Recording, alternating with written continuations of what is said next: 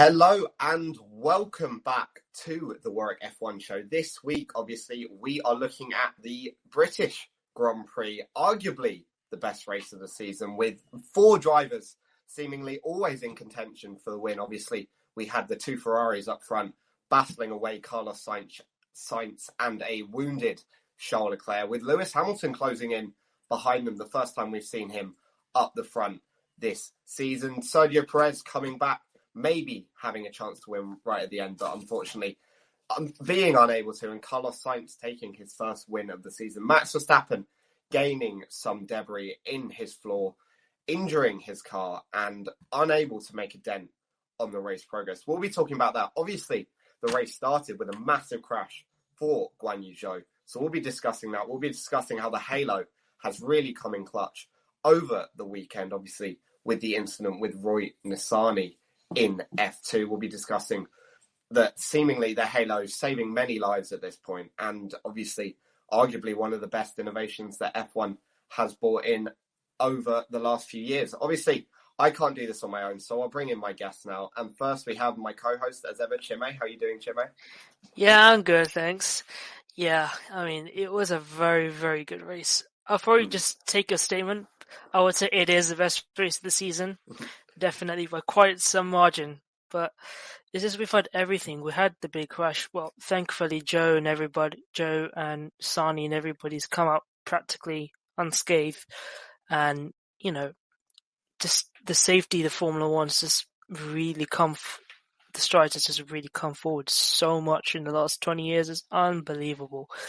And yeah, it's just, especially with all the close racing, this is probably one of the best racing we've ever seen in quite a few years. So, I mean, as ever, we'll do our ratings out of 10 for the race. 10 out of 10 for you? 12 out of 10, but 12 out of 10. Don't normally get that. Obviously, we are going to have another returning guest as well. Katch, how are you doing, Katch? I'm doing well, thank you. I was very thankful to get back for the race, as I only just made it literally as I got back home, turned the TV on, last car was coming up behind. So I'm so glad I was able to make it back. It was incredible. I wouldn't give it a 12, I'd give it a 9.5, purely because did not want to see a crash. Did not want to see that at the start of the race. If there was no major crash, and luckily Joe was fine, it would have been a 10, and it was a 10. The racing was just some of the best ever. I was screaming from my sofa, it was the best thing, so it does make me jealous that my friends were there, and I was not, but oh well. Next year. I was very jealous of everyone that was there. It would have been such a good race to go to. And I think making his first appearance on the show, it's Nick. Am I right? Hi. Yeah, no, it's actually my second appearance. I was on, I think once before for the pre-season. Oh, for the F2, yeah. Yeah. But yeah, no, it was a very good race. Bit of a shame for me as a kind of a Red Bull fan, Verstappen primarily. I think Tsunoda and Gasly and the AlphaTauri both had a bit of a disaster as well. Rating wise, I would say it was a really good race. It was, as you say, Jim, I think it was one of the best, if not the best of the season so far. But, I'll probably give it 9 out of 10 probably. That is, yeah. And yeah, it was such a shame. I, didn't actually get to go despite living right next to the track. I'm from Milton Keynes, but I've not actually ever been. So, well, we will run through everything that happened. First off, as normal, go through the finishers and the non-finishers as well. Carlos Sainz taking his first win in F1, going off his first pole position in F1. He's replaced Pastor Maldonado as the driver that's most recently turned his first pole into his first win. Sergio Perez coming from the back after front wing damage on the first lap, having to pit, but safety car benefiting him to finish second. Lewis Hamilton with another podium finish at Silverstone, I think taking the record for most podiums at one racetrack. Charles Leclerc with what you'd have to say is a very disappointing fourth place for him. Fernando Alonso coming in fifth, just jumping Lando Norris in the safety car period. I think McLaren waiting a bit too long to pit Norris for the soft tyres. Max Verstappen in seventh, obviously, as we mentioned, due to the damage that he picked up. Mick Schumacher in eighth in the Haas, taking his first points and battling with Verstappen right at the end, and I'm sure we'll discuss whether some of the moves Verstappen was making were a bit over the line. Sebastian Vettel coming in 9th, some more crucial points for the Aston Martin. Kevin Magnussen making it a double Haas finish in 10th. Lance Stroll in 11th. Nicholas Latifi with, I think, his best result of the season in 12th. A very respectable 12th as well. Daniel Ricciardo coming in 13th. Again, struggling with his finishes. Yuki Tsunoda in 14th as a final finisher. And then Esteban Ocon breaking down on the old pit straight to bring out the safety car. Pierre Gasly retiring in 16th. Valtteri Bottas retiring with engine issues. And then Russell, Zhou and Albon all being victims of that lap 1 incident. And we will start with that lap 1 incident. Obviously, Chinmay, it's like an incident we've never seen before in F1, obviously, with a car sliding on its like roof for that long. I mean, what was your reaction when you saw it? It was shocking, honestly.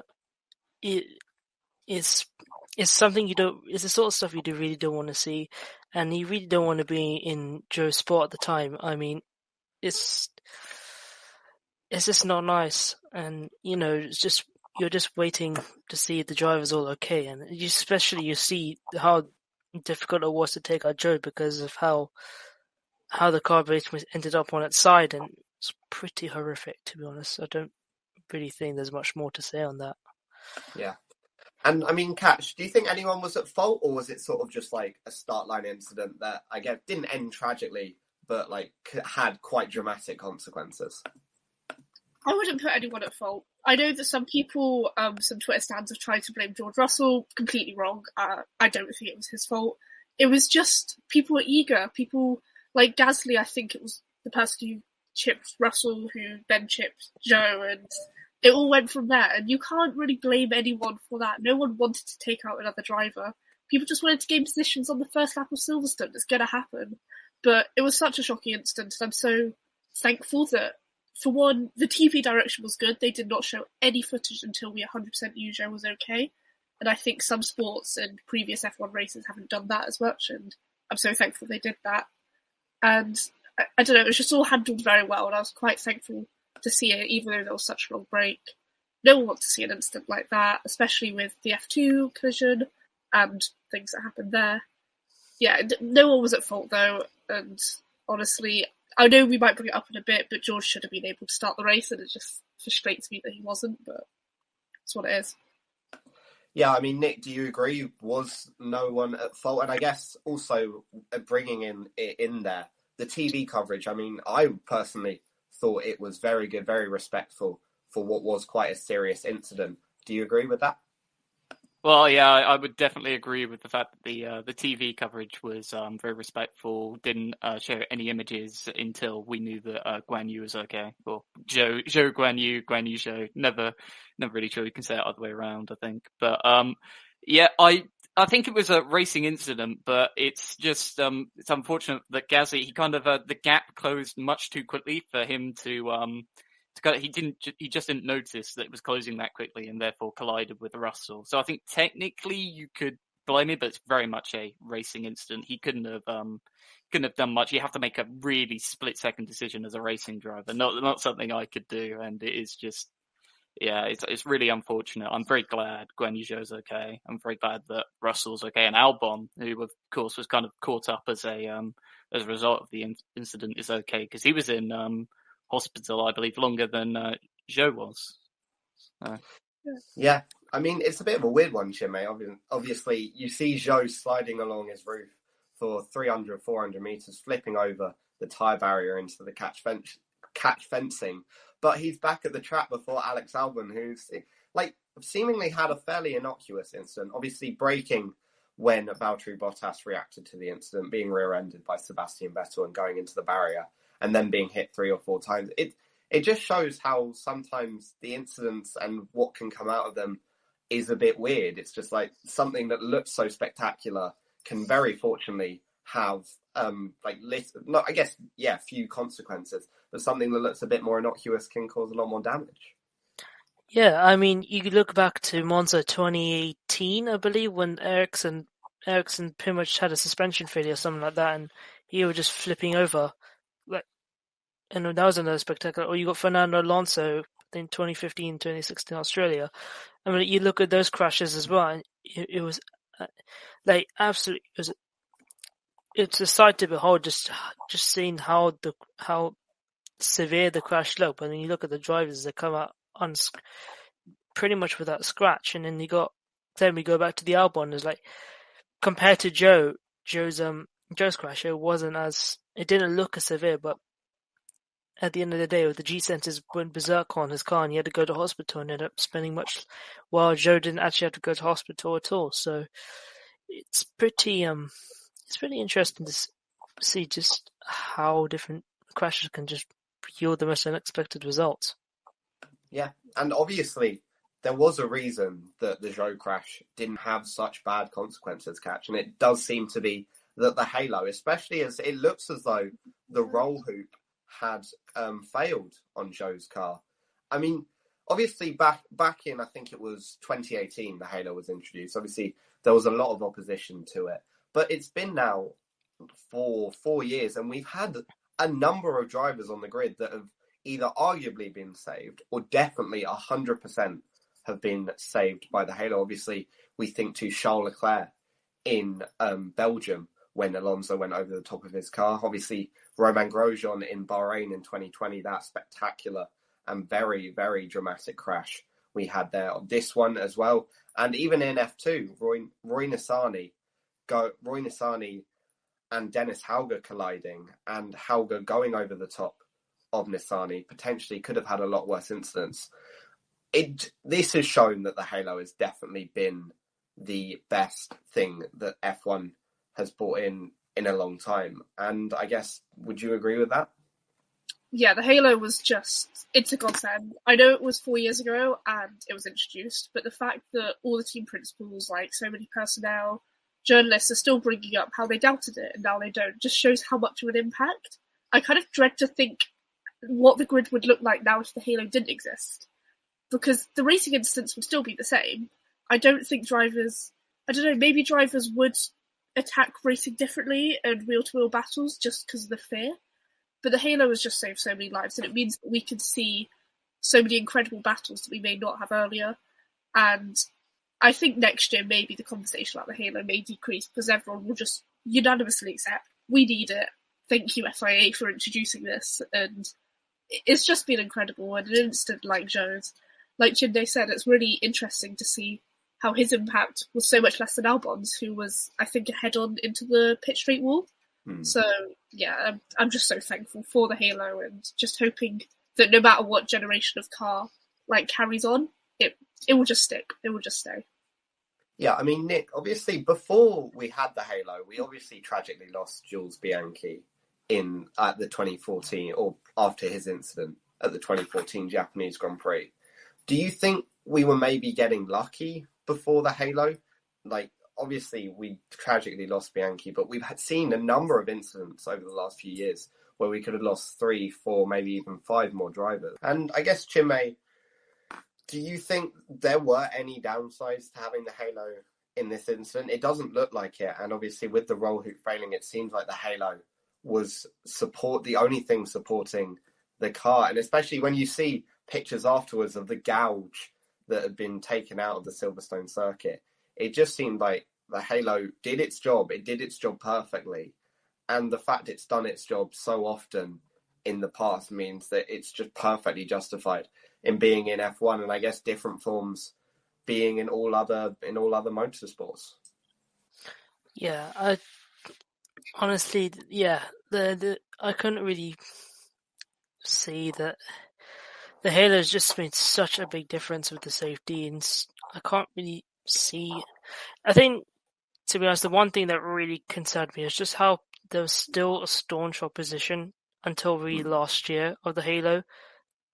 And even when the first year the halo was introduced, we saw almost immediately at Spa with Charles Leclerc, and then obviously we saw with Romain Grosjean and etc. The Monza incident with Verstappen on top of Hamilton.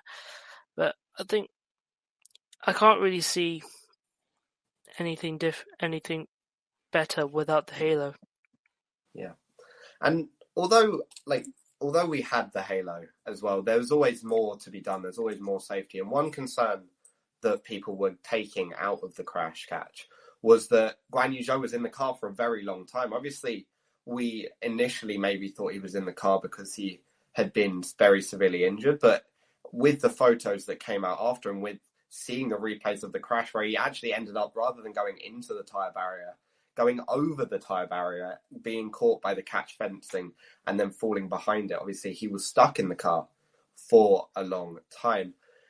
If we had had something like a Grosjean incident, that would have been very concerning, obviously, with the fire and him being unable to get out. So, I mean, what lessons do you think that F1 can take from this to, again, always improve safety? I understand like Joe being kept in the car because obviously it's a very tight space. It's tricky to get him out, and we don't know at that point whether he's conscious, unconscious, badly injured, etc. They must have strong enough cutters, right, to cut the halo. They've got to, because even though the halo protects safety and it's 100% needs to be there, it's also preventing drivers being able to easily exit the car and the safety team being able to get to the driver. So I don't know whether like those cutters are there or there needs to be easier ways to move it. I don't know exactly how it works. I'm not an engineer at all, but there is concern about getting the drivers out. Luckily, Grosjean was able to get out of his crash, thank God. But there would have been a case where maybe he wasn't, because maybe he was stuck or he'd broken a bone. I don't know. But there needs to be more steps carrying on, and I don't think it's to do with like fireproof safety cones. Those are fine. It's got to be to do with on the marshal's end and what they can do further, and making like those snap decisions. Yeah, and I mean, Nick, do you think that maybe the catch fencing needs to be moved back just so it gives that space for the car or for the driver to get out the car, or was this a 1 in a million incident that we can now learn from, but is very unlikely to happen again? Well, you always hope with incidents like that it is a 1 in a million incident and that nothing like that ever happens again. But yeah, you saw the height that Zhou's car got as it kind of went over the tyre barrier and into the catch fencing, and you do think, well, if that had been a little higher, then it would have put spectators at risk. So I think possibly as a safety precaution, they might want to consider moving the catch fencing back or moving the stand back. But it's very hard. Silverstone is obviously a very, very old track, old airfield, one of the oldest on the calendar, and it would be hard to kind of reconfigure it, I think. Would it not be worth moving the tyre barrier like a metre or two forwards? Would that not help instead? Or if they got it in that exact position because of some reason, I don't know. Yeah. There's a big runoff, and if the tyre barrier was like a couple of metres forwards, that final flip that Zhou would have done would have not happened, I don't think. I don't know. I think it was just, it seems to be one that is very unexpected, because obviously you don't expect a car to go over a tyre barrier. Obviously that's what the tyre barrier is there for. So I think maybe they will move the tyre barrier forward, especially maybe on other circuits now. They'll learn from it just in case they flip over. But one driver that was caught up in the incident and also was coming to Guan Yu Zhou's aid was George Russell. Obviously, he had collided with Zhou, forcing it or flipping him over completely by accident. Do you think, Katch, that he should have been allowed to restart the race? I understand the rule. Yes, the rules were kept to. No disagreement over that. However, if the conversation did play out as George said, the marshal shouldn't have put the car on the truck because it was apparently only a puncher. So I think it's really unfair from that standard. I completely understand there was external aid, therefore he couldn't start the race. The restart, get it. But why was the car put on a truck? Because Zhou's car was still there, so it's not like they were rushing to get the restart going. They just were doing something because they assumed it was broken. So I think it was really unfair, and George, in other circumstances, should have been able to start the race because he was just doing what any decent driver would do if they caused that incident. He's part of he's one of the directors of the Drivers Association. Of course he was going to check that Zhou was okay. So I think it was a bit of a muddle up with the incident, but again, it was bound to happen because the safety was on Zhou and the priority should have been on him, as it was. Yeah. Chinmay and Nick, do you agree, or do you think maybe something a bit different? Yeah, I don't think there's not really much more to say on that. Yeah, no, I would completely agree with that. Yeah, and obviously we're very thankful that Alex Albon and Guan Yu Zhou are okay and hopefully should be racing in Austria this weekend. But there was something else that happened around this whole period, and it's something that I forgot to mention during the introduction. Obviously, while we saw the red flag coming out for the Zhou incident, we had protesters running on to the Wellington straight. The reaction, you won't be able to see this, but the reaction from my guests has just been a collective facepalm. And Chinmay, I guess, run us through why you basically reacted that way. It's just because the people who did that are completely stupid. I mean, okay, I get it. The environment, it's a thing we need to save. It's a global warming is a thing. But come on. Use some common sense. A big crash has just happened where the driver could have been seriously injured or worse. In that, so obviously Zhou was okay, thank God. But then, and then on top of that, you got people saying that luckily the red flag was there by then, and pretty much most cars. I think it was only Ocon and Tsunoda who passed, but obviously they also had very heavily damaged cars, something like that. So they were driving very slow, so that was lucky. But if you had, and you're just putting your harm's way for what? It's just the sort of message that's just trying to spread is not worth risk your life in that sort of stupid manner. Yeah. And obviously, Nick, it appears to be just stop oil, and they've targeted sports events in the past. Obviously, I think an Everton match in football being the most well-known example of that. Would you say that although they have targeted sports events in the past, so on the face of it, it's fairly similar, the nature of F1 makes this a whole other level of dangerous for the protesters, but also the marshals and the drivers as well? Well, of course, because in a football game, you're not driving a car at insane speeds that are capable of not just killing the driver, the marshals, the spectators, and the protesters, not to mention as well. It's a very, very different scenario. I get the point of a disruptive protest, and I know that to be heard, you kind of have to be disruptive, but to go about it in this way, putting yourself and lots of other people in harm's way, I think there's got to be a better way to go about it. Yeah, I mean, Katch, do you agree with that?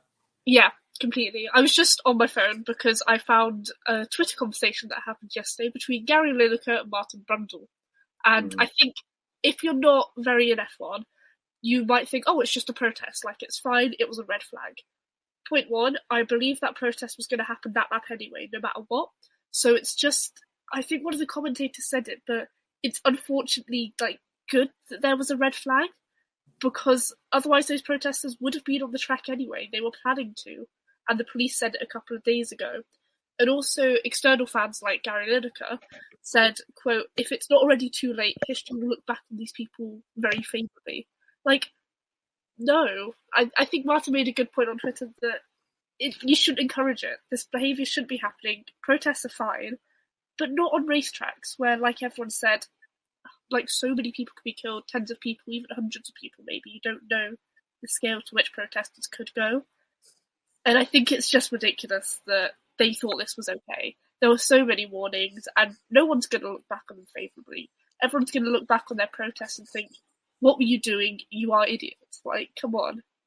Please do not put drivers at risk. It's I don't know what else to say. It's stupid. I think it was interesting that Hamilton initially really strongly supported them and then had to walk back his comments on it.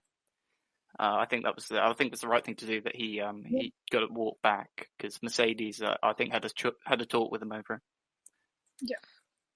Yeah, I think that does seem to be this thing, Chim, doesn't it? That although the protest is perfectly justified, and obviously F1 should always be doing more to help combat climate change. We're seeing that in 2026 with hopefully the new carbon neutral fuel being brought in. it's not the place to do it on a racetrack, because it's probably an F1 race track is probably one of the most dangerous places a person can be on like a Sunday afternoon, and especially at Silverstone, which is one of the fastest tracks on the calendar. It's just incredibly unsafe, and also undermines the message, I guess, the protesters are trying to achieve. Yeah, in fact, this sort of protest will rather more discourage people away from the sort of stuff that these protesters are campaigning for. I mean, and not to mention that, Formula One some people in the outside world, maybe it doesn't look like Formula One's doing much, but genuinely the strides Formula One has made in the last couple of years in terms of striving for climate change, especially we've already started the transition into synthetic fuels with the introduction of E10. I mean, I know the UK is sort of almost already brought in E10, but especially with the sort of fuel mixtures that F1 needs with the high octane fuels and stuff like that, and the fact they've already pledged to do by 26, we're already going to go fully synthetic with the fuels, and then not to mention that the F1 engines are already one of the most eco-friendly in the world. In fact, over the whole season, all 20 F1 cars used less fuel than one London to New York flight. It's pretty insane. And they're already 2.5 times more efficient than an normal petrol engine anyway, so in terms of climate change, Formula One's already striving a lot, but I feel like it's just the whole idea was just completely stupid at the end of the day. Yeah, and very fortunately, no protesters, drivers, or marshals who obviously give up their time who volunteer were injured, and hopefully we don't see anything like that happening again. Right, let's move on. Let's move on to some of the racing now, because we've managed to spend almost half an hour not talking about the action that happened on the track over the last 51 laps. And we are going to start with the team at the front, not Red Bull this time, Ferrari. Obviously, they came first and fourth. Carlos Sainz, as I mentioned before, taking his first win. Charles Leclerc in fourth place. But Katch, it seems like they've thrown away a potential 1-2 here, hasn't it? It does. They could have had a 1-2, and some argue they should have had a 1-2. But I will take the perspective that I think what happened was kind of right.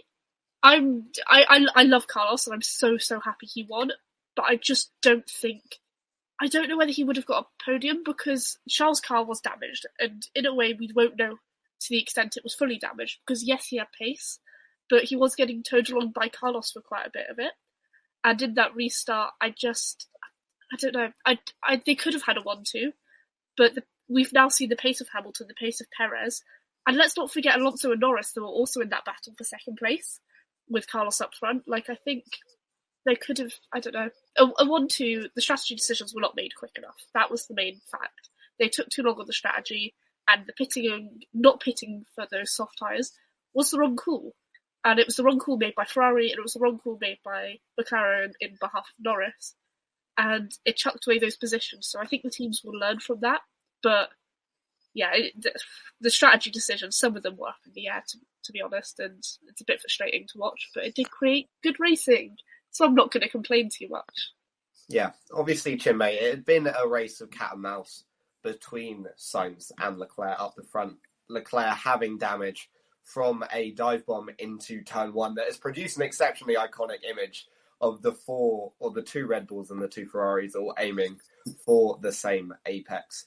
Do you think that Ferrari, at the start and middle part of the race, should they have let Charles Leclerc past and let him try and gap what was a closing Lewis Hamilton at that point?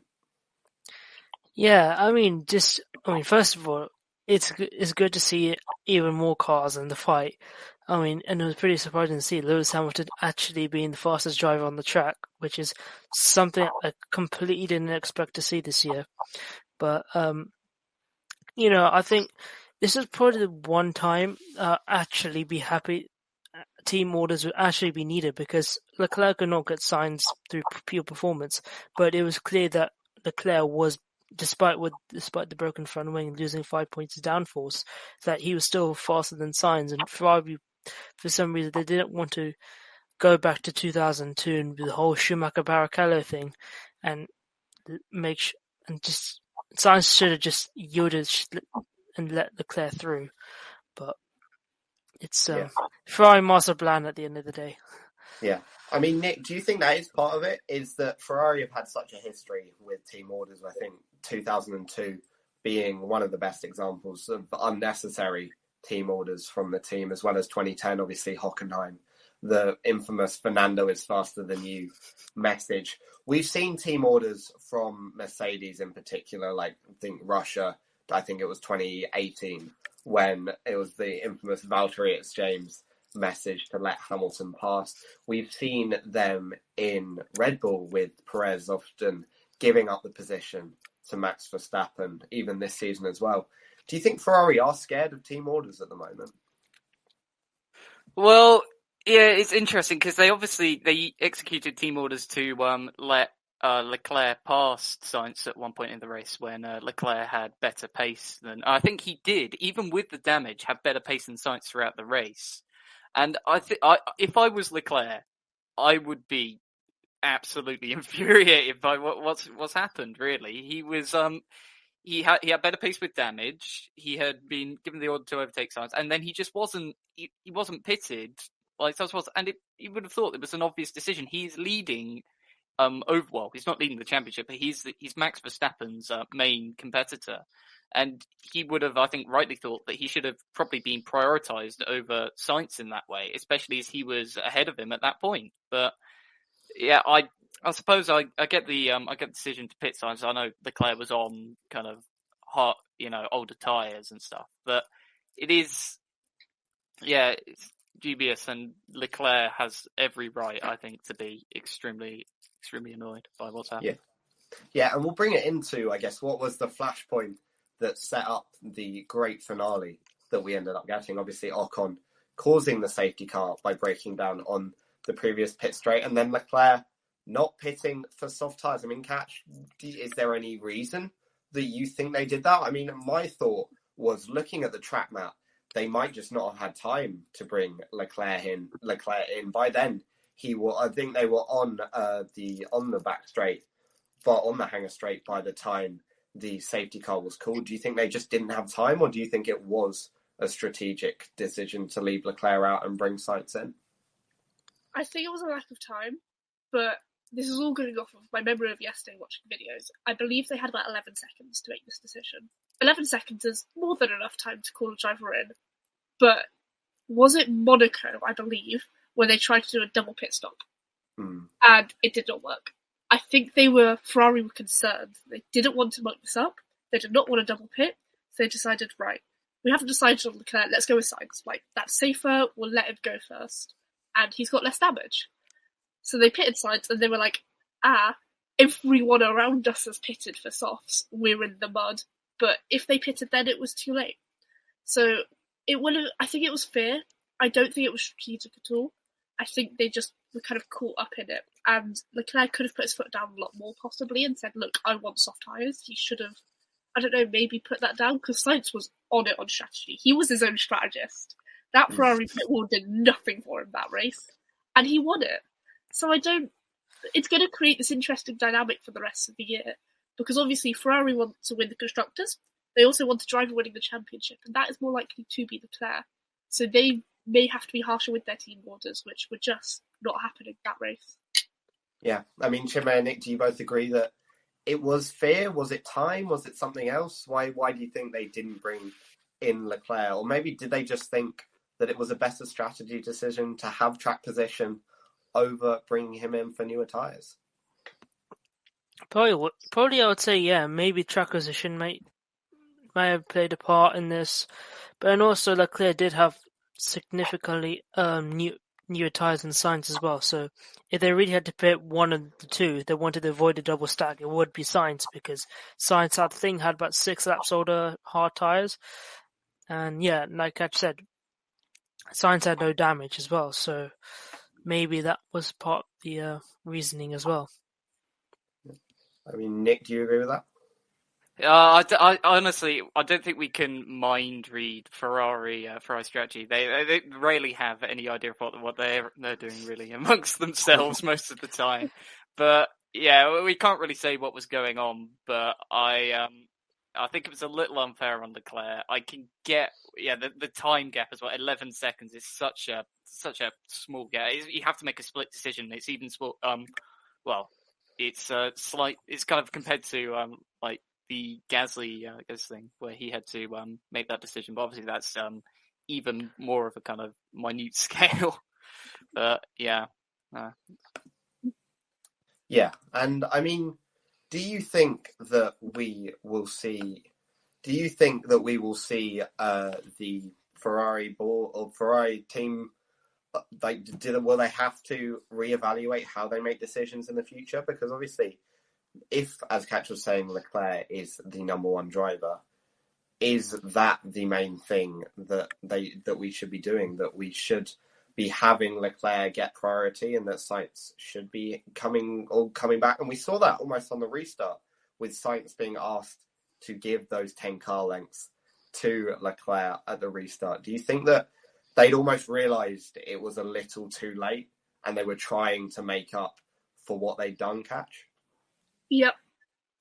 Those 10 car lengths made me mad. They were frustrating because obviously Sainz isn't going to do that. He's obviously not. He's on soft tyres and he wants to win this race. He got pole position and he's on for his first win. Of course he's not going to listen to this Ferrari pit wall.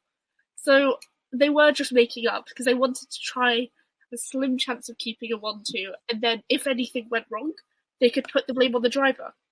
And they weren't going to do that. So they have to reevaluate what they're doing. Because up until this point, 1-2 drivers, I think for Red Bull and for Ferrari, they didn't exist as much because obviously you've got the title fight is less so. That was round 10. We're going into round 11 out of 23/22. You've now got 1 and 2 drivers. You've got Verstappen, Leclerc, possibly Perez if he gets good luck. So I think they've got to start. Now Sainz has got his first win. The Ferrari strategy, I expect, is going to come down a lot harsher, and they're going to be wanting Sainz to get second places and third places. They're not going to want him to win anymore because that's just jeopardising Leclerc and his title hope. Yeah, and he is their golden boy. Yeah, and we will move on to what happened after the safety car restart in a bit, but we'll bring it back to, I guess, one other driver that, had the safety car not happened, could potentially have gone on and won that race. And that driver, for the first time this season, and it feels very weird to say that, was Lewis Hamilton. Chinmay, do you think that these Mercedes upgrades have brought them a step forward? Because at the point and up until the safety car, it did genuinely look like Hamilton was in with a shout of winning. I mean, maybe they could have helped. I mean, we have to see with a couple of races because I kind of expect the Mercedes to be, because Mercedes were already strong with high-speed corners anyway, and Silverstone is mostly those kind of corners, so I kind of expect the Mercedes to be much further to close the gap a little bit to the front. So I think really we can use, after Austria, we can really tell if the Mercedes upgrades have helped, because I think Austria may showed, because Austria's many more the Mercedes weaknesses with straight line speed and low speed corners. So we might maybe have to see, but yeah, it was definitely unexpected to see Lewis Hamilton being literally the fastest man for a good chunk of the race. But I think that was partly because obviously we didn't have Verstappen had half a car, pretty much had half a car again, and then Perez was already at the back. He was trying to make his way up, and then the Ferraris were too busy fighting each other. So, yeah, I mean, it's still a good chance he could have actually won the race if it wasn't for the safety car. Yeah, and it almost feels weird, Nick, but it's almost like the safety car again was unlucky for Lewis Hamilton, which feels very weird when he finished still in third, and he was in third obviously when it came out, but almost he could have won that race, and maybe once, because he had that tyre advantage, and then once the tyre advantage was neutralised, he was coming up against cars that are probably still slightly quicker than that Mercedes. I think it will be. I think it'll be interesting to see how if it really is the upgrades that Mercedes have brought, or whether it was just a very favourable set of circumstances in this race. As Chinmay's mentioned, Silverstone is quite favourable towards the Mercedes, and I think it's a combination of Leclerc had damage. We forget that because he was doing so well, obviously going faster arguably than Sainz was, and Sainz possibly not having as much pace as he possibly should have during the race. I think it'll be interesting. It's unlucky for Lewis. He's had a bit of a torrid season so far with the car. There's been he's been losing a lot to George. George obviously wasn't a factor in this race, so yeah, I think he'll want to improve and continue to kind of go forward in Austria, but we'll have to see if the car is up to that kind of standard there. Yeah, and Katch, obviously maybe not Leclerc and Verstappen because they seem to be on another level at the moment, but do you think that the Mercedes now, do you think this was just favourable circumstances? And then, I guess, if it wasn't, do you think that the Mercedes drivers can start to challenge what I guess are the de facto number twos at Red Bull and Ferrari and Sainz and Perez, and it could now be a Leclerc and Verstappen, and if they collide, and you'd assume that might happen at some point, then it could be a four-way fight for that victory between a Perez, a Russell, a Hamilton and a Sainz. I really hope so. Because how cool would that be? How cool would we, later on in the season, having seen that? But yeah, part of it was favourable circumstances. I'd be interested to... It would be cool or interesting to see what would happen if George and Lewis were both in that battle that we saw in Silverstone. Would Mercedes use some sort of team orders, or would they just, like Ferrari, let it play out and see what happens? Because if it was team orders, even though George is technically doing better than Lewis at the moment, all money would go on Lewis, because I think part of this is Lewis has so much experience at Silverstone. This is like a record podium for him. He's had so many wins. He knows that track like the back of his hand. And I know George does, but Lewis has so much more F1 experience that it was bound to happen. I wasn't too surprised to see Lewis up there fighting for the win. Yes, I was surprised with the car, but with Lewis as a person, it was bound to happen. If there was one race that would rejuvenate his season, it would be Silverstone in front of his home crowd. And yeah. I think if Leclerc and Verstappen did crash, my money would be on Lewis, honestly.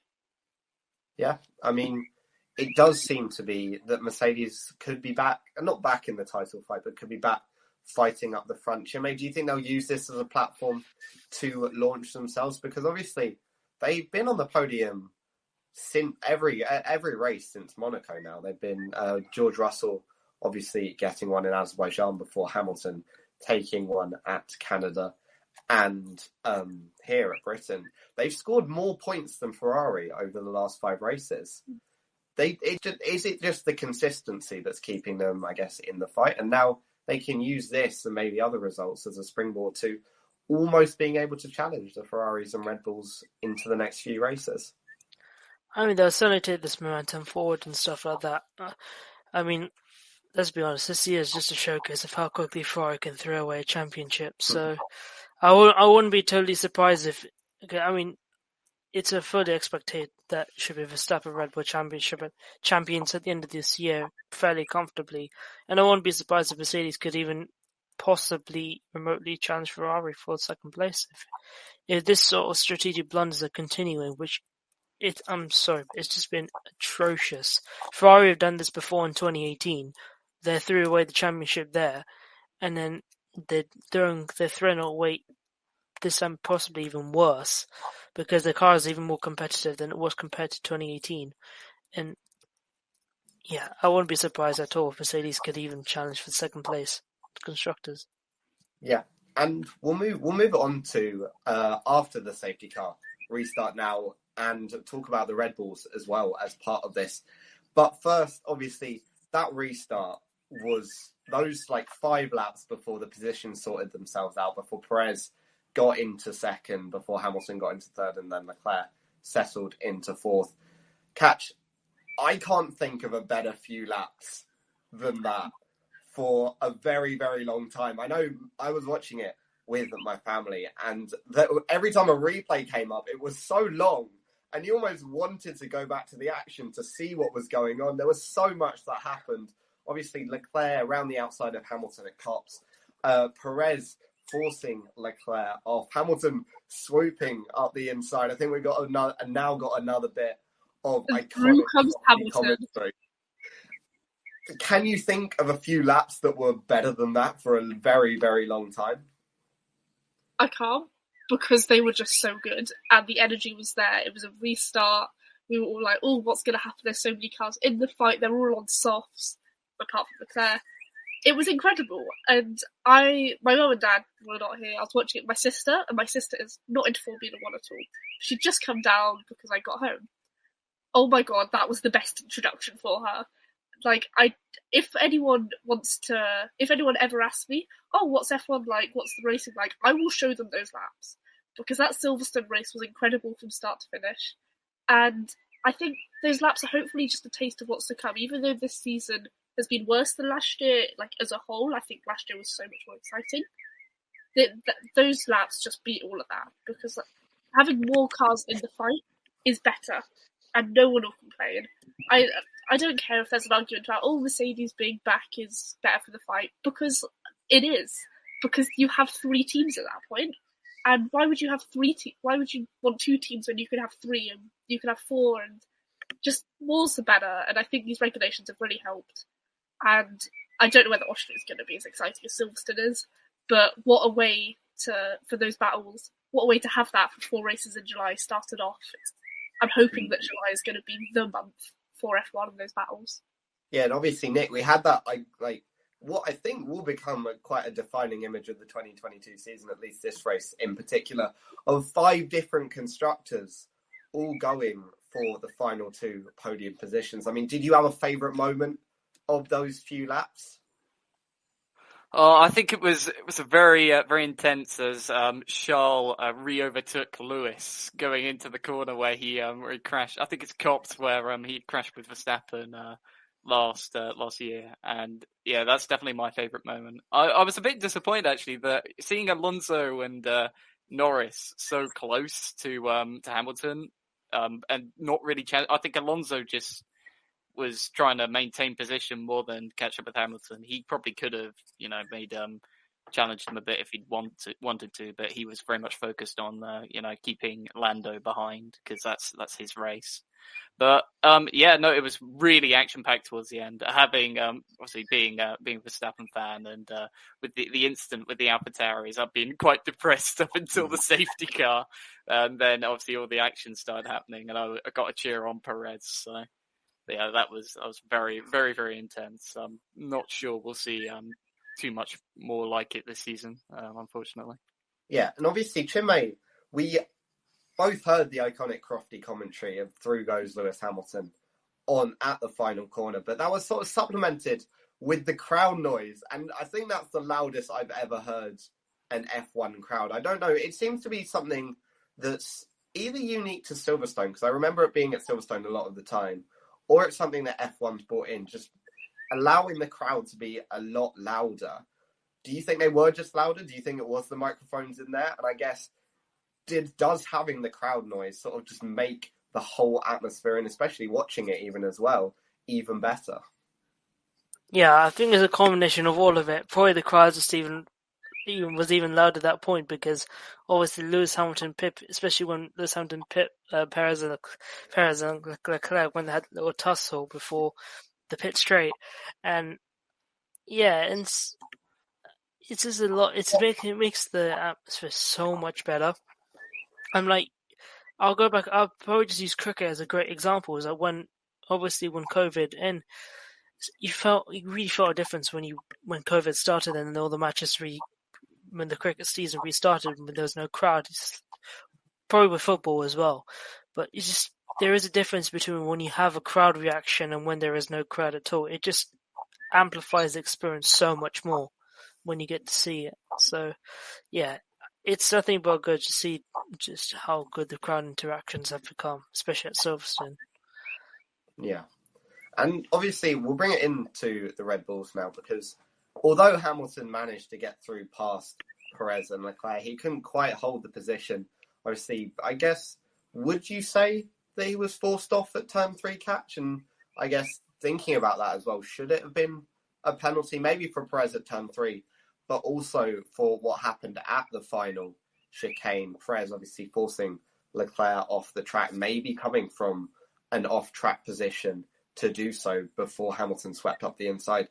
Do you think Perez was lucky to get away with a penalty for, I guess, both or maybe one of those incidents? I'm going to say yes, but I'm also so thankful there were no penalties. How frustrating would it be? We've seen that action, and 10 minutes after it's over, penalty comes in and Perez has lost his position. Like, how frustrating would that be? I think in some way them getting it wrong with the penalty is good, because I think there was also precedent, right? Those hard racing was incredible, and I prefer to see that rather than DRS overtakes, and I think most F1 fans would. But if you penalised Perez for that, you'd have to penalise Verstappen at least twice for Mick. I'm sorry, but the Red Bulls pushed it a bit, but I'm not too fussed, because it was great racing, and it was a great race. And I think, but if the racing wasn't that good, maybe people would be calling for penalties more. But in a way, penalties do just ruin it a little bit sometimes. If Leclerc went off and he went really far back into like 6th position or whatever because of it, I understand the penalty. But the fact that they just carry on, I think the drivers prefer it without penalties if it's hard racing and it's fair. And I didn't see any drivers calling for a penalty on Perez, so why should we? Yeah. And obviously, I'll come to you, Nick. Obviously, Max Verstappen fan as well. So I'll bring in, obviously, the final lap incidents between Verstappen and Mick Schumacher.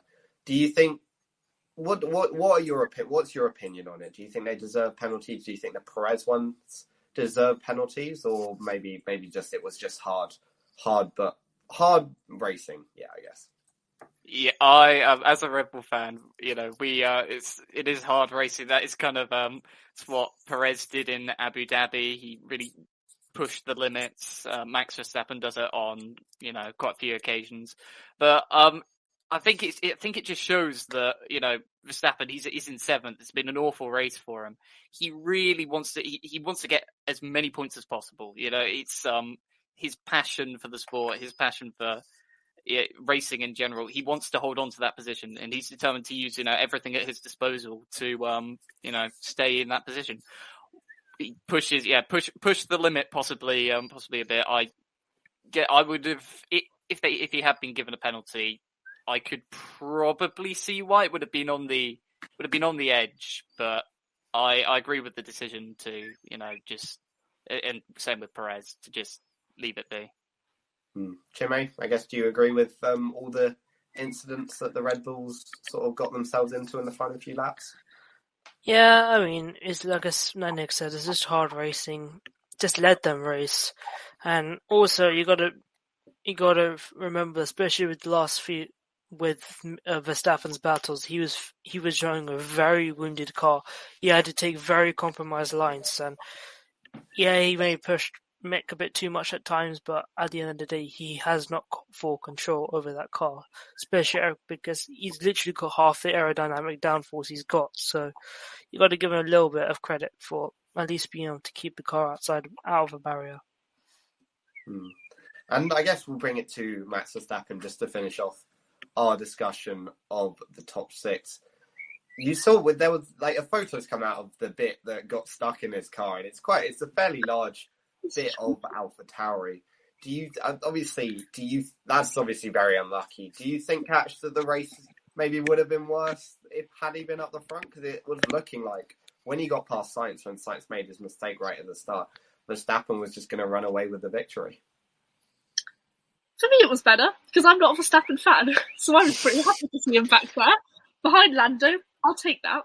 But no, I think putting my biases out the way, I think it was better without him there, purely because Verstappen's been so dominant this season that he would have just taken 2nd, and this big battle would have happened, but it would have been for 3rd. And that's only 1 podium place, and I think it was better that this battle was for 2. And I was happy to see Carlos win, so I'm so happy with how it played out. You have 1st place going for the distance, sure. But if we had 2nd place going into the distance as well, which I guess we eventually saw with Perez, may not have been as good. And I think if there were more cars like Verstappen directly in the mix for those podium places in that big battle we saw, there would have been a car that would have spun off and it would have soured it a bit. But all of them finishing and that hard racing, I'll take, because Verstappen also had a really hard race with Mick in those final laps. And that was really cool to see as well, the fact that there were two incredible bits of battle going on for two different spots, and it all meant something. And I think it was really cool to see. So, and that piece was like that chunky as well.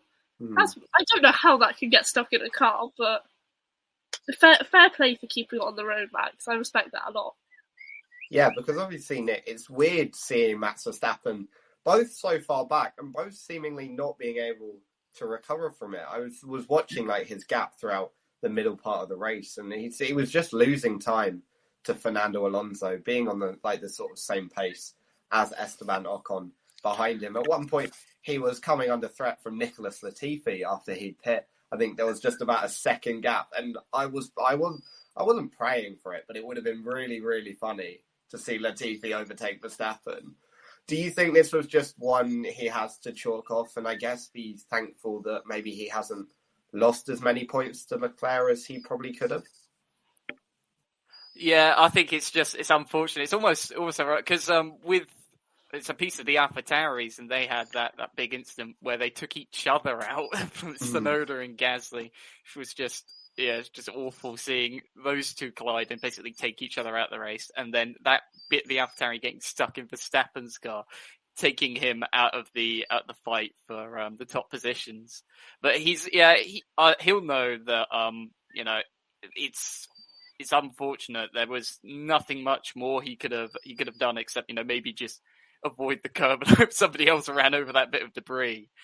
It's really inevitable though that he finished down there, because I'm not sure the Red Bull mechanics could have pulled that out in the pit stop. Yeah, and I mean, Chinmay, were you a bit disappointed seeing Verstappen back there, or was it sort of, I guess, tempered a bit by the great race that we ended up getting? Yeah, also as another Red Bull fan, it wasn't nice to see Verstappen fall back down the grid.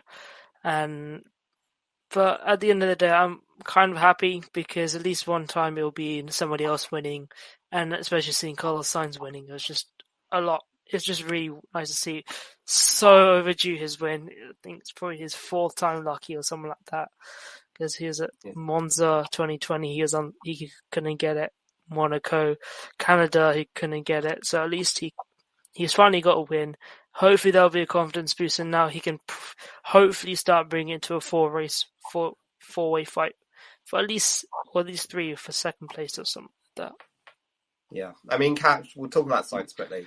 Obviously, he's normally the one that would be on the hard tyres, and then everyone else behind him would be on the softs. So do you think this was, I guess you've got to have a bit of luck to win an F1 race sometimes. Do you think it was just, I guess, his luck paying him back for getting a bit unlucky over the last few races, especially the ones he's maybe come second in? Yeah, it was luck, but he also got pole, and he also was pretty dominant with his strategy. So yeah, there was some luck, but like you said, everyone has to have a bit of luck. And I think unless you're so dominant on speed, which I guess Hamilton and Verstappen are two key examples of people that can be so dominant on speed and win a race, everyone else has luck. And I don't think that's a bad thing, because it was so nice to see Carlos win. It was so heartwarming because he had so many misses. And he deserves a win so much, and the fact he hadn't had one is criminal, to be honest. And he commanded it well, he stood his ground. The strategy didn't go, it went his way because it didn't go Leclerc's way. And yeah, there was a bit of luck, but I don't think that takes away from it. Everyone will remember the Silverstone race as incredible, and in my opinion, one for the history books. If it's not seen as a classic race, something's gone wrong in life, honestly. So yeah, it was really cool to see, and I think Carlos winning it was just a cherry on the cake.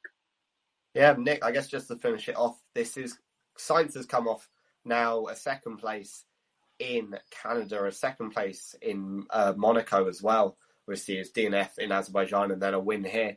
He's probably scored almost the most amount of points over the last 4 races out of any driver on the grid, maybe with the exception of obviously Max Verstappen.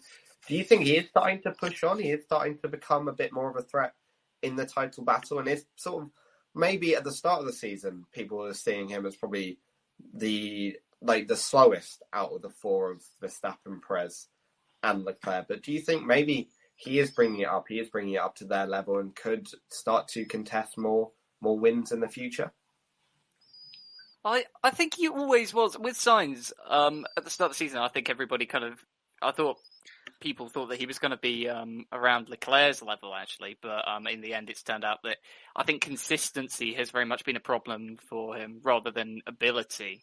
He's just had too many kind of spins and just unlucky kind of bits in qualifying as well. But with Sainz, I think if he keeps it consistent, he can definitely compete with Perez for sure, because Perez is another one who's it's possibly a bit ability-wise below Verstappen, consistency sometimes lacking a bit, but he can definitely keep it up there with Perez. And if he kind of keeps improving, then he can definitely try and fight it up there with Leclerc and Verstappen as well. He's just got to keep going, keep it consistent, and hope that if people make mistakes in front of him, then he's definitely going to get those first and second places. Yeah, and it's probably the first of many Carlos Sainz victories that we're going to get. The obviously other standout performer from the race, Mick Schumacher, finally getting his first points with a very good 8th place finish. I mean, we'll go to Chinmay. That'll be a massive relief for him, surely, won't it? Yeah, I mean, especially because he's coming under a lot of pressure right now to really start scoring points, which he's now done, to really keep his seat for next year. And also, obviously, Mick's got the extra pressure of having the Schumacher surname. But this should hopefully be a good confidence boost for Mick, and hopefully he'll start having more points finishes soon, especially when Haas start bringing upgrades in. Because that's overdue as well. Because Haas, to be honest, Mick was kind of lucky because of the 6 DNFs. Because the Haas was probably, if there wasn't for the crash, the best Haas could look for is probably the low teens at best. But it's at the end of the day, Haas having the first double points finish in 3 years. It should hopefully be a good confidence boost for him and the team.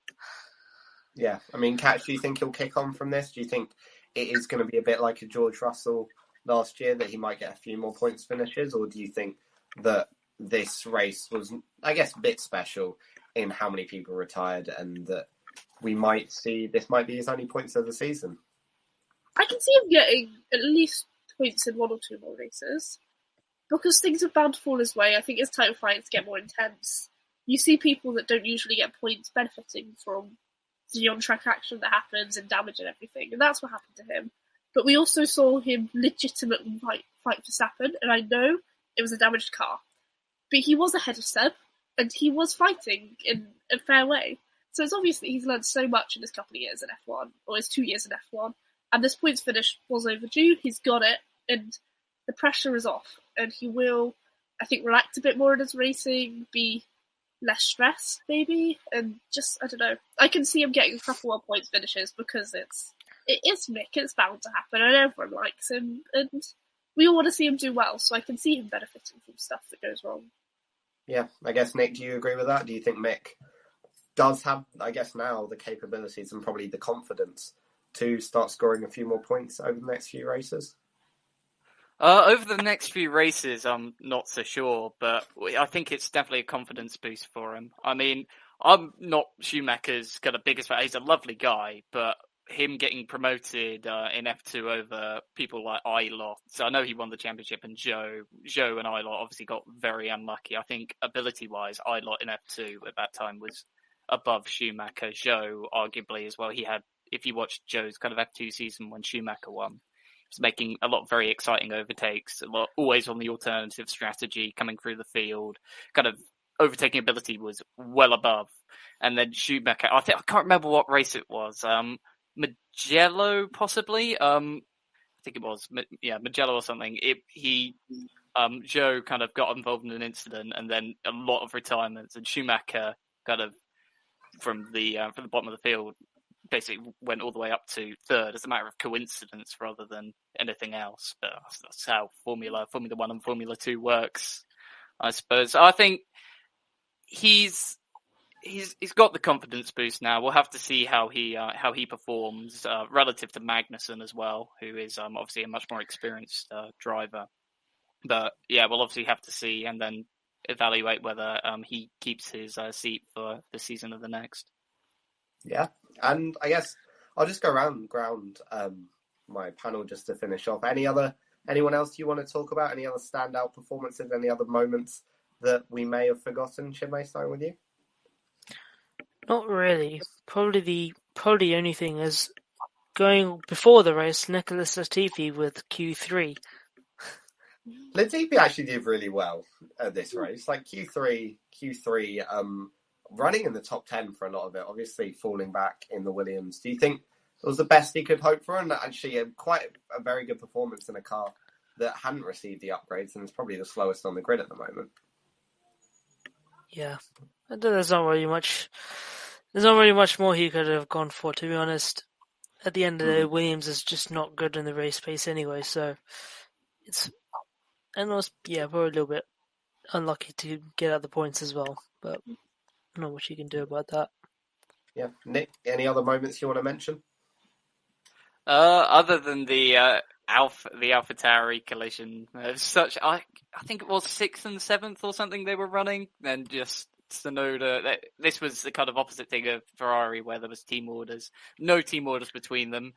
Had a very, very intense battle, and it didn't work out for either of them. Gasly in the end retiring, Tsunoda down in 15th as a result.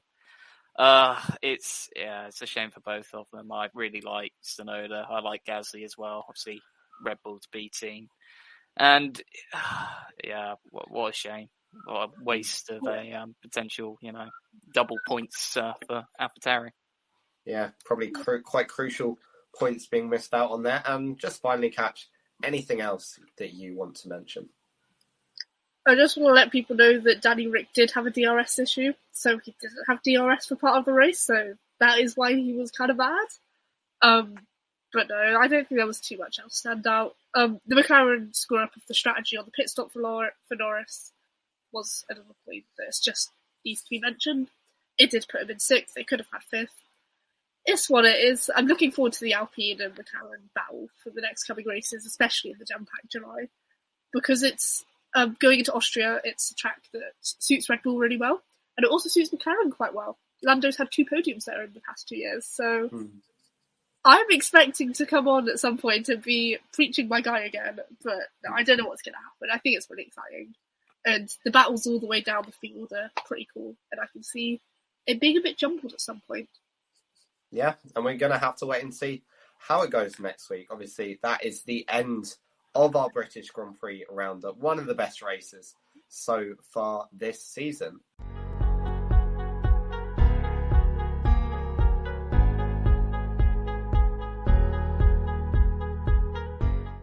So now we are going to move on to our preview for the Austrian Grand Prix. Obviously, a staple on the calendar now. It's the first time in 3 years we're not actually having 2 Austrian Grand Prix on the calendar. I mean, it's always been one for me that's been quite hit or miss. It's either quite a good race or it's a bit like a Baku in a way. Baku is either very hit or it's a bit of a miss and it's a bit of a boring one. I mean, would you agree with that for Austria? I agree. I like the track. I think it's cool, but I think it's one of those tracks that is very obvious which teams it suits and doesn't. And that can really create a hit or miss race. I think when you've got a track that's a bit more ambiguous, it's pretty cool because you have, like Silverstone, you have so many cars in the mix. But I think because we've just had an exciting Silverstone, no matter what happens this weekend, it's going to seem boring because unless we get 7 cars in the fight for first place, it's not going to seem as cool as Silverstone. So it's a bit of a hit or miss track, but I'm looking forward to it because who's not going to like a double header of F1? Yeah. I mean, Nick, do you agree? Do you think it's going to suffer from the success that we had, or the successful British Grand Prix that F1 ended up having? Do you think it's going to suffer from that? And maybe even if it is a decent race, it will just be looked on a bit less kindly because obviously we've had such a good race this weekend? Well, I love the Red Bull Ring. I'm a Red Bull fan.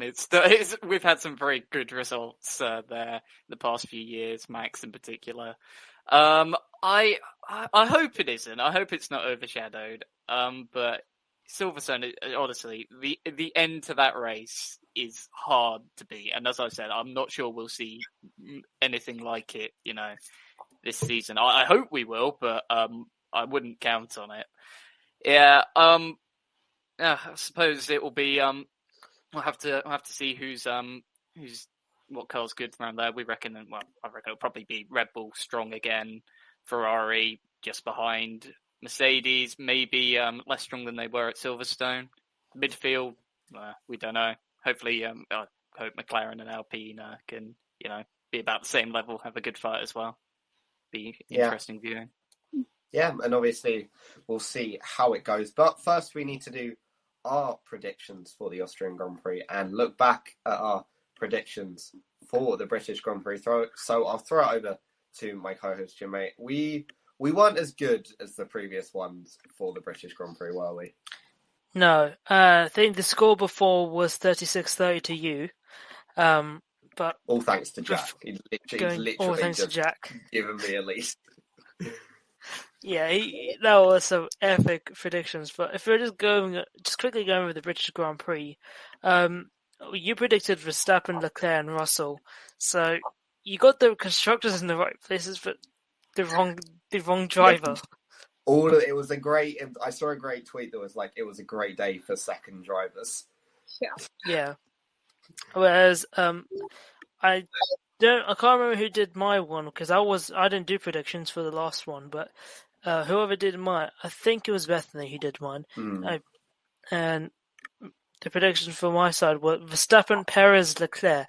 So I think Perez was second, wasn't he? Yeah, Perez was second. So that will be 3 points for you. Yeah, that'll be 3 points for me. And then so I can't find it. I've got them here if you need. Yeah, yes, I've got them now. And if you look at your 1 pointer, there was 3 or more DNFs. We managed that by corner 1. So that was all the British drivers in the top 10 was your 2 pointer. We lost that by corner 1. Yes, and a British one too. Actually, that one was if the Ferraris had collided, it would have been Hamilton Norris in a 1-2 position. That one was looking decent at that point. That would have been incredible. That would have been very, very interesting. I believe it was a Spanish-Mexican one too. So yes, Spanish-speaking one too. Would we have counted Albon as a British driver? I know he's not, but he did grow up in the UK. So if that happens, I may have used technicalities. If Alex Albon was in the top 2, I would have been. Something would have gone probably horribly well with that race, and it would be somehow the greatest F1 race of all time. Yes, I'm waiting for that. I'm waiting. I claim Alex Albon grew up in MK, so I claim him for Milton Keynes. So, if I'm right, that is. Oh wait, you haven't read yours out, have you? No. Your team's predictions. Yeah, mine was very off. Again, it was only decided of a corner 1. No red flags in the race was the first point. Yeah. Second one was both Hasses into Q3. I think they were both out in Q. Yeah, I think it was great because they got 6th and 8th in Canada, and got 0 points, and then got 17th and 19th in Britain, and ended up with like 5, which makes no sense. Yeah, it doesn't. And the 3-pointer was Hamilton retires in his home race, but he'd put up a stellar drive to get up to 3rd. So has Hamilton ever retired in Britain? I don't think he has. Remember. I don't know, to be honest. But yeah, so I believe that would make. So I think I ended up with. I think it was 3-1 in the end. Yeah, so it's 37-33 to you still. Closing the gap ever so slightly. So yeah, I mean, now we can quickly go over our Austria predictions. What do you put for your podium? So I think all my predictions I've predicted quite a boring race until my 3 points, in which case, if that happens, it will not be boring. But I've started with a podium of Verstappen, Leclerc, and Hamilton. Is that? Oh no, I went for Verstappen, Leclerc, Russell in Britain. So I'm just saying Hamilton building off his last two podiums, will get a third one back to back to back. Okay, fair enough. I went for Verstappen, Perez, and Leclerc. I just support the Red Bulls all the way through. Yeah, And I think that one could happen, but we're both backing Verstappen for the victory. What do our guests agree with that? I mean, Katch, Nick, what do you think of those top threes? You've got to back Verstappen for victory in Austria. I think it's bound to happen. I think there'll be a shock fourth place, but I think, I can predict Verstappen to win. Yeah. Nick, do you think the same, or do you think maybe you go something a bit different? Verstappen's my man. I've got to back him for first. I would say Verstappen, Leclerc, Perez. Like could be different. Could be a collision at the front. You know, that first corner in Austria is always dodgy at sometimes. But well, just hope that Verstappen first place would be good. Yeah. And then Chinmay, what have you gone for your 1, 2, and 3 pointers? So 1 pointer, I'll go Kevin Magnussen qualifies in the top 8. Ooh. Because Kevin Magnussen actually has a decent qualifying record. And I think the last time he qualified in Austria, if I can remember, back in 2019. I think it was like 2019. He did really 2019, he was P5 in that Rich Energy Haas, which had a knackered for literally eating up his tires. So and also Magnussen's, he's always pulls up the odd really good qualifying performance here and there. So I'll back him to do another one here. Yeah. So, yeah. What's your 2 point then? My 2 pointer would be there are 3 safety cars. Oh. Ooh, this will be an interesting race if there's 3 safety cars. Yeah. There'll be at least 3 safety cars. I've gone very, very out of the blue in this one. And my 3 pointer, there'll be at least 7 different constructors in the points. Ooh. 7. I'll go for at least 7 different constructors in the points. You want to name which 3 don't make it? It's not probably, part of the 3 points, I'm just interested. Yeah, no, I know. Probably a Williams. I'll probably go Aston Martin and maybe AlphaTauri. I was thinking AlphaTauri is the third one as well. I could see a big team getting a double DNF, but I would have to wait and see how it goes. I mean, what do you Katch and Nick think? We're going for the 3 constructors that won't get points, and one will come true. So I'll go back. I'm probably going to swap Aston Martin for Alfa Romeo because I just remembered Alfa Romeo has ridiculous cooling issues, and Austria is one of the hottest races this season. So I might go. They might have bad unreliability again. You know what? You can have 2 bonus points if it can be a 5-point prediction. If you can have the 3, and if the 3 that you said, so Alfa Romeo, Williams, and Aston Martin are the 3, you can have another 2 points. I'll give you that as a special bonus. But I'm going to go out now with my 3 constructors. I can see Alex Albon getting 10. So we ain't going to go Williams. I'm going to go Alfa Romeo, Aston Martin, and I'll go AlphaTauri because even though they're the sister team of Red Bull, they might be sacrificed for a Red Bull 1-2.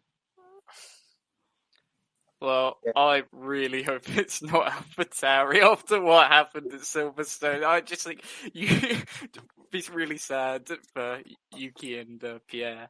I would say definitely Aston Martin, definitely Williams. I want Albon to do well, but the car is so slow. Just go standard and say Haas as well. Just they're kind of fair bit slower than the rest of the cars. AlphaTauri kind of in a weird midpoint between those 3 and McLaren and Alpine. I think they're somewhere in the middle. Yeah, so we'll have to wait and see. And if any of those, it's all relying on the 3-pointer coming through. But if any of those are right, then I don't know. You get a lot of extra kudos for that. I've gone for my 1, 2, and 3 point prediction. I've gone for the big 6 are the top 6. I'm saying we get a boring one at the front, and none of the top 6 retire. There have only been like 2 or 3 races where that's been a thing, as far as I'm aware. I'm trying to think of the last. Was it Miami did all of the big six come in the top six? I think so. Yeah. Chinmay will Google that while I keep going. I've said for my 2 point, all of the Red Bull family are in the points, so all of the AlphaTauris and the Red Bulls are or do finish in the top 10, which with all the talk of AlphaTauri now not getting points, it really helps my confidence for that one. And then for my 3-pointer, this is where I said it might be an interesting race. I've gone for going off my British Grand Prix prediction. This time I've doubled it, and I've said there'll be 6 or more DNFs in the race. What are our thoughts on that? Think it's sensible? Do you think this could be a high attrition one? I think back to like 2020 Austria, where only 11 cars finished. I'm hoping for something like that. 6 is a lot. Say we've just had Silverstone. 6 is a lot.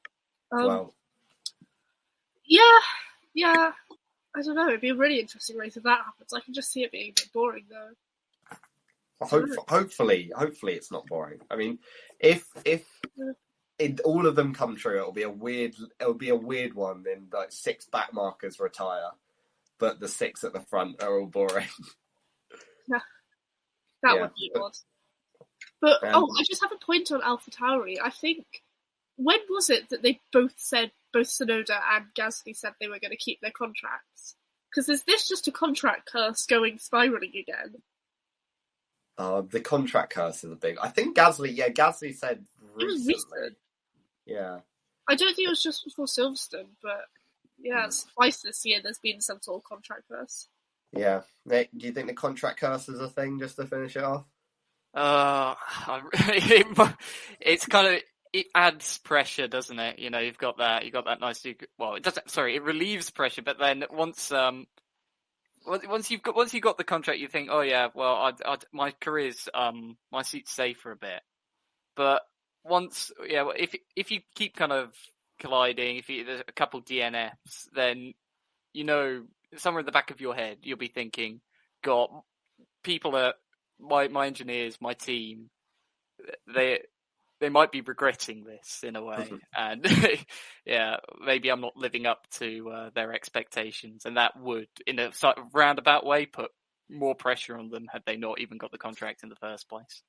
Yeah, well, we'll have to wait and see how it goes. Obviously, this weekend, the Austrian Grand Prix, and that is the end of the show. But any of my guests want some final words to say? You're looking forward to Austria. I had a quick look at the weather. Potential for rain on the horizon, but I think it's one of those where it could go either way. It could get heavier, could get lighter.